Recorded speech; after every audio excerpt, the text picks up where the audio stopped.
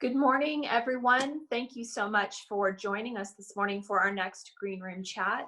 I'm Denise McGovern, the Vice President of Communications at the Dallas Symphony, and we're here this morning with Kim Noltemy, who is going to be our host for our Green Room Chat. Good morning, Kim.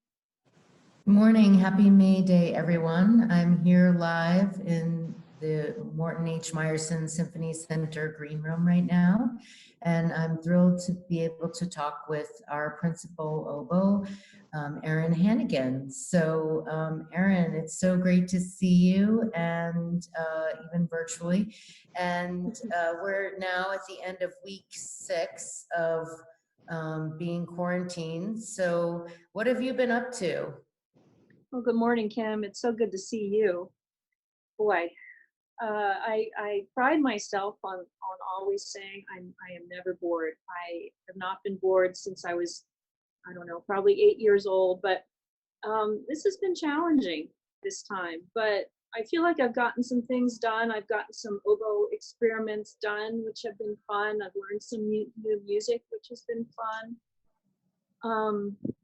I tried out a whole bunch of new ways of recording with my students, figured out some new apps. I planted a garden, all kinds of things like that I never thought that I would have this much time to pursue. But I filled the time up and tried to make good use of it. That's great. I know you've done some online content that we've used on social media and on our website. Would you mind telling us a little bit about that process? Especially, I remember I think it was a quartet with your students, which must have been very challenging. That was the very first thing we did. And what I said to my students going into this, these are SMU students. And that particular recording was with my grad class, my graduate student class at SMU. I said, this is going to be a challenge this time, but I want to view it as an opportunity, because we're going to be forced to do things that we haven't had to do before. So we need to look at them as opportunities, not as difficulties. So right away, we got going. Ted Soluri told me about this app called Acapella. And we had this arrangement of Gabriel's oboe ready to go. So I lined up my graduate students and we recorded that. With Acapella, what you do is you kind of layer it. So one person puts their part down, usually, the part that moves the most, quarter notes, 8 notes, things like that. And then you layer the next part on top of that, next part on top of that, and then you're finished. And I think you can go up to maybe 7 people. So you're not performing together, which is something I miss terribly, but you are creating together, which is a really great thing. Well, I think your students are very lucky to have you, and you're giving them great advice. So I see you have a friend with you. Tell us a little bit about that. And I know that's not the only friend sharing your home with you. No, yes.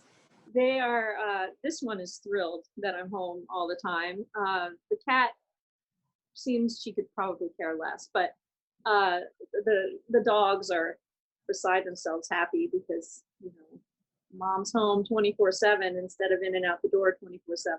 So it's been a lot of fun having this time. I'm grateful for animal companionship right now, I have to say, during these weeks.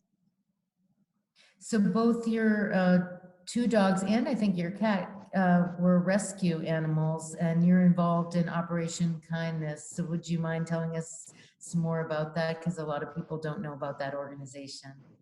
Sure. I moved to Dallas, quite a long time ago now, but I was somewhat involved in rescue in Rochester, New York, which is where I was before. And after coming to Dallas, it became more and more known to me just because I am interested in the welfare of animals, the great need here. And at that time, 20 years ago, we were looking at, just hundreds of thousands of animals euthanized per year just because they had nowhere to go, not because anything was wrong with them. They weren't damaged, they were, healthy, they weren't anything other than wonderful animals that could be adopted if we had enough adopters. So I started volunteering, and Operation Kindness was only 3 miles from my house. And then as I got more and more involved, I could see that there was an even greater need with especially fundraising. And I just thought, you know, I can do more. I can still do the hands-on, and I've done a lot of fostering. Actually, Jo Fuel is the result of the fostering. She was born in this house. I fostered a lot of pregnant moms and puppies. But also on the fundraising side, I thought, you know, with the oboe, with the arts, has to be more than just the oboe. I'm not going to raise very much money with just an oboe recital, but pulling the arts together, we could really make an impact. And then I met Teresa Berg, photographer, who's fantastic. I actually saw her for the first time on CBS Sunday Morning, and then saw she was from Dallas and pursued her. And then we got together, and Artists for Animals was born. And the yearly Concert for Kindness has raised, at this point, after this past event, over $350,000 since we started, which is, you know, it's been a fun way to use my art form off the stage. And it's nice to see that you can really make a difference in the community doing what you love. Well, I know I love seeing all the pictures that you post of the different, your own pals, but also the puppy. I remember the puppy and the Meyerson, and there's just so many cute photos. So who can't smile at that? But Yeah. in the meantime, how do you do all your work making reeds and stuff? I mean, don't the dogs want to like jump on it and steal your reeds and all that? Jo, she says, no way. Yeah, well, I have an office space that's separate from the animal activity. So when I'm in there, sometimes the doors, even, you know, working for hours, the door's shut. So the cat can't come in and knock the gouging machine off the desks or bite the oboe cane or all those things that cats do. Or sometimes, you know, if they've had some exercise, I'll leave the door open, the dogs will come in and sleep. But it's sometimes it's a challenge, especially with the cat, I have to say. But as long as it's a closed off space, it all works out. Well, will you explain to our audience how it works? Because a lot of people don't understand that you have to make your own reeds, the temperature issues, how much time it takes, what's involved. It's kind of an art form in its own right. Yeah, it is. I hope that engine is not coming across the airwaves. I have a loud car. Yeah, I brought some things actually for show and tell. First of all, and I've been keeping up making reeds because it is an art form all the way through this time, because it's the kind of thing where if you kind of lose your edge, so to speak, it's twice as hard to then kind of come back. Taking time off is not something I've ever really been very successful doing, because it's so hard just to come back from that. So I try to keep everything going, but this is what my reeds look like. At any given moment, I have this many because they change a lot with temperature. They change a lot with humidity. You name it. Anything to do. It's bamboo, so you know anything happening in the weather is going to affect what's happening in my reed case. So that's the finished product. Then this is how it starts. You see, it's literally a piece of bamboo. And I ordered this particular batch, I just got from Germany. But I've gotten cane from China, I've gotten cane from Argentina, Mexico, all over Europe. But it starts out as this, I get a couple pounds of this in the mail. So then I have some machinery that takes it to a much thinner form, something that's able to be folded in half. But you always have to wonder about somebody who always has knives ready to go. I have razor blades on my desk. I have something called a guillotine. All of these machines take that that piece of bamboo to something thinner. It gets folded in half, and at that point, it's still a single reed. And then I spend a lot of time scraping it with knives, and I clip it open once it's tied onto a cork staple, the part that goes into the oboe. That's this part right here. See how it's tied? This is thread. So this is cane, thread. There's metal underneath there tied onto a cork. This is the part that goes in the oboe. So once it's tied onto there, I'll clip it, cut the end with a razor blade, and that's when it becomes a double reed. But until that point, it's a single reed, just folded in half. So that's a very Reader's Digest version of how to make an oboe reed. Obviously, it takes a long time. I read in a book somewhere throughout my learning years that you have to make a laundry basket full of really bad ones before you start to make good ones, and I think that's probably pretty accurate. But it is an art form. It's very personal, so you can't go buy one and hope that it's actually gonna sound good. It's personal, meaning the shape of your face matters, your sinus cavities matter. My colleagues all make fantastic reeds, but if we traded reeds back and forth, my colleagues in the Dallas Symphony, we would all sound different on all of the different reeds because we're all different people. So it really is something that has to be done for yourself. And for all these years, it's amazing that, you know, the machinery is the same. Nothing's really changed. We're still making reeds the way we did, you know, 50 years ago. How many hours a week do you typically spend making reeds during the regular season? During the regular season, I'd say I spend 6 to 8 hours a week making reeds, because they really only last, you know, about 2 rehearsals, and maybe, depends on how much of a concert I'm playing on one reed, but maybe 2 concerts. So we do, you know, pretty regularly 4 concerts a week, and you know, all of our rehearsals. So I try to go into each week with 5 reeds that I feel I could really count on. Wow, well, that's so interesting to people who don't play reed instruments to kind of learn all of that. And, you know, I was amazed, I think it was 2 years ago when one of your colleagues told me that the price of cane had skyrocketed. And I was kind of like, wow, I don't think I would have ever thought about that. Yeah, I know. You get a pound of bamboo in the mail, and it may not even be any good. And, you know, you spent $200 and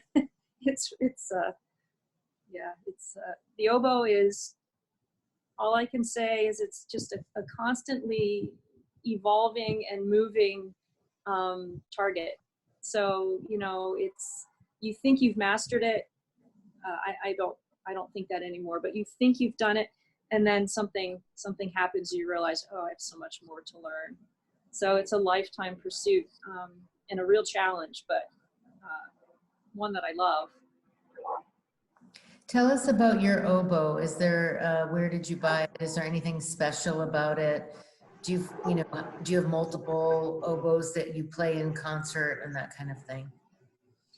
Yeah, I have 2 Loray amethyst oboes. An amethyst oboe is basically their 125 model, which what makes that different is it has some gold posts. So like where the keys go into the wood is gold because it's supposed to resonate differently. It has a gold reed well.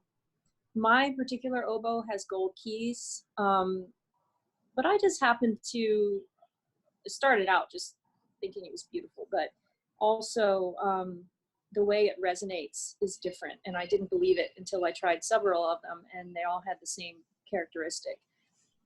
So now I have 2 of them, and they're so similar, which I love because I've never had 2 oboes so similar that I can really go back and forth and, you know, give one a break, because since they're made out of wood, you don't want to keep just blowing condensation through day after day. They will crack and things like that. So I go back and forth pretty regularly. I have one that's about 2 years newer than the other. So I do consider one to be more of a backup. I play on the newer one more regularly. Oboes blow out, unlike a lot of other instruments. So, you know, if you get a fantastic violin, you're going to play probably on the same violin for your career. With an oboe, I get a new oboe pretty much every 5 years.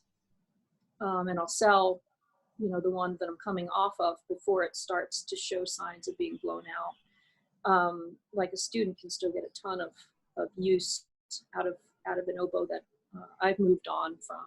So that's another kind of interesting oboe fact, that they do blow out and we do replace them.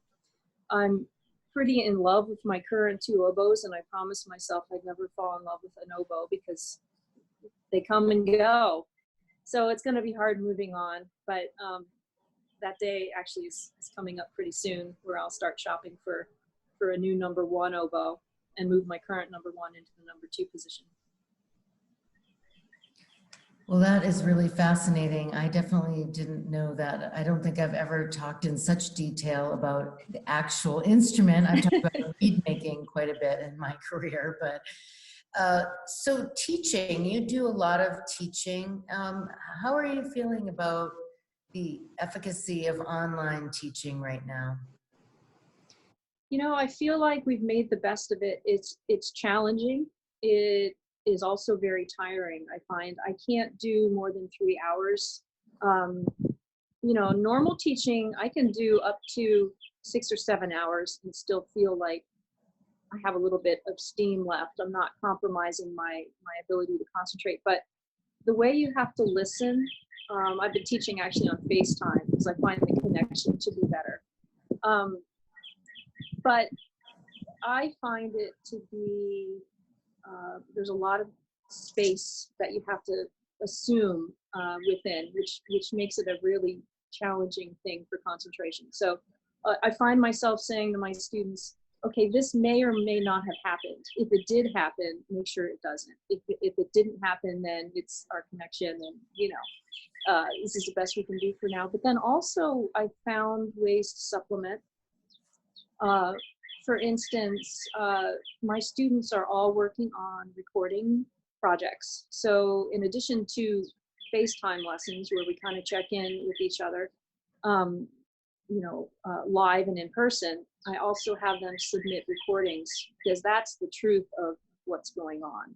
So my grad students all have excerpt lists that they're recording, and substantial ones. I mean, some of them, one of them said to me yesterday, that's the longest excerpt list I've ever worked up. So, you know, we've done some things to kind of challenge within the times that maybe we wouldn't have done, or maybe we would have done slightly differently. I find that, again, coming back to, it's a challenge, but we need to look at it as an opportunity. And we really need to make the most of it because this time's going by and this is time of their degree. And we can't waste it. Every semester matters so much. I was really proud of my junior. She was supposed to give her junior recital this year. And of course, that couldn't happen. But we looked online and we found some accompaniments that you could purchase, you know, just online. So we did that. She performed her junior recital in her college apartment. She got dressed up, and she submitted that recording of her junior recital. So she learned a lot in that process as well. You know, like, who knew you could buy hand accompaniment, and learning to work within those parameters was challenging, but in a way that I think will only help her. She's going into education, so she's going to be able to use these things that she's learning. And we probably wouldn't have gone this direction without this push, without this need during this time. How do you help your students prepare for auditions? Currently or in general? In general. We do, I mean, we spend a lot of time on orchestral excerpts, just kind of as a rule.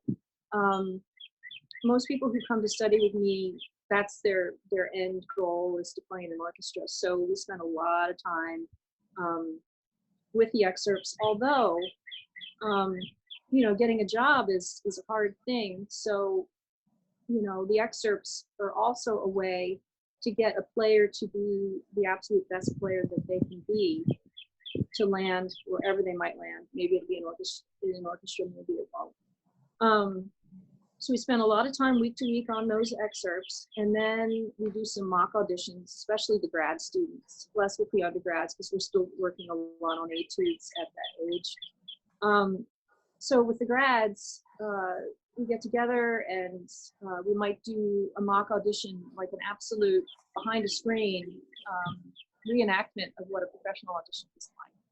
And sometimes we'll make it competitive, where I'll pick a winner. It could be for one of the major part assignments at SMU, or sometimes it's just to go through the motions and to have them come in, play behind the screen, feel that adrenaline boost, and get some comments, learn from the process.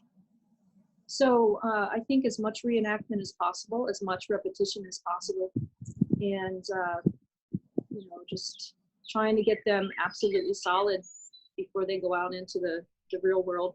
A lot of them start taking auditions before they graduate, which is good because we get to then talk through the process, because that's a whole, you can play your excerpts amazingly well at home. You have to be able to do it under these circumstances that are auditions. So, we also work on the psychological side of taking auditions, which is it's a whole other ball game. So what have you been listening to? I'm sure you've had more time to listen to music than you typically would. And have you discovered any new composers or works that you had really not been aware of previously during this period? I'm listening to a lot of Bach, but Bach is kind of my go-to on any given day. Bach and Brahms to me are like breathing. It's just so natural. The most beautiful and natural music to me. As far as new discoveries, I found some pieces that I want to work on, that I have been working on, that I will continue to work on, but not really brand new composers. And I knew about these pieces, I just never had the time to really sit down and work on them. So I think I haven't done a lot of turning over new leaves in that department, but I've taken more time to listen, because we're saturated when we're working, because we're surrounded by music all day long. What do I miss that? But now we don't have that, so I find myself listening more at home, whereas a lot of times I enjoy the quiet of home, because I'm around music through teaching and performing every day. Yeah, that's interesting. I find the same thing myself when I go to concerts, maybe several times a week, and I can hear the rehearsals. I don't want to listen to music when I'm home, but now I miss that terribly. And to me, there's nothing like live music. That's so much better than listening to a recording. Although a recording may be perfect, it still isn't the same when you don't have the visual connection. But anyway, well, let's take some questions from some Facebook fans. Denise, what do you have?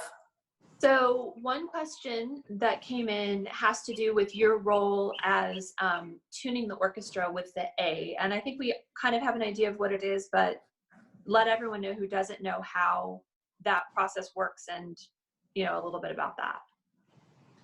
So the oboe is the only instrument in the orchestra that can't be tuned. I mean, we tune the instrument basically when we make the reed, but there's nothing on the oboe that can be pulled out or pushed in like most instruments. Strings have, their tuning pegs, and brass instruments, they can pull out their slides, things like that. But the oboe, there's nothing to pull or push. So what you get is what you get. And so we have an absolute pitch. We tuned A441 in the Dallas Symphony, and I use a tuner. So I know what my oboe is going to produce, but it's good to have that visual so you really can see what you're presenting to the orchestra. And at the beginning of every concert and in the middle of every concert, I take that job with a lot of pride of tuning the orchestra. It's a nice little thing for the principal oboe to do. That's really cool. The next question is, there's a lot of oboe concertos that we have heard. You're going to be doing the Mozart with us next season. Are there any lesser known concertos or pieces that you would like to perform, or composers that you would like to work with for oboe concertos? Yeah, I thought about some of this a few years ago when I commissioned the concerto. I was thinking, okay, who would I love to work with? And I ended up going with Jeremy Gill, which was the absolute best decision on my part. He wrote just a fantastic piece for me. But as far as other pieces I'd love to perform throughout my career, I would love to perform the Goosen's Oboe Concerto. It's a very unusual orchestration. It's a really virtuosic piece. I've played it with piano so many times, but I've not played it with orchestra. The Lucas Foss Oboe Concerto is a fantastic piece. I have a student working on it right now who probably will perform it at SMU next year, but it's full of folk melodies. It's not what you think of when you think of Lucas Foss, at least not what I think of when I think of Lucas Foss. It's a very early piece in his career and very memorable. Very challenging for the oboe with lots of cool colors. Again, an interesting orchestration. As far as future collaborations, I'm not sure. I mean, I'm fascinated by some of the crossover collaborations. Like, I consider John Williams to be kind of a crossover collaboration because, he's writing most incredible film music. Now he's written an oboe concerto. I tend to think more in that direction of, I wonder who I could reach out to who would be a little bit of a dark horse in the classical world for a concerto. I think oh wait, hang on a second. Okay, that was me pushing buttons. Sorry. The last question I have for you actually has to do with your pets. Do you find that they bring you a bit of relaxation after concerts? And tell us a little bit about that and your love of them. Yeah, they really do, because you come home and you're really amped up. A concert, I mean, it's something. You're out there with all your teammates and you give it your all and you play this great concert, but then you come home and it's 10 at night and you're wide awake and there's no way you're going to wind down anytime soon. So usually I'll go outside and I'll play in the yard a little bit, even in the dark, with this little border collie mix. Or I'll get Gabby the cat, a little bit amped up. And just that little bit of kind of change of focus, like you're in the zone from a concert. I get very focused and then it's hard for me to kind of snap out of that place. But when I come home, I focus on the animals and it's just a whole other relaxation and kind of brings you down after in a good way, after it. Okay, I lied. I have one more question. Tell us a little bit about your necklace.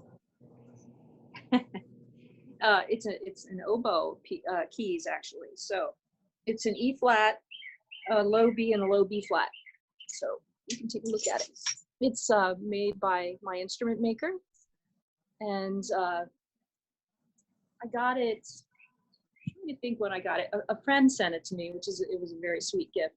A friend who was working at an oboe company, and so it's actually part of the oboe. Like since it's made by my instrument maker, these could have gone on an oboe, but instead hang around my neck.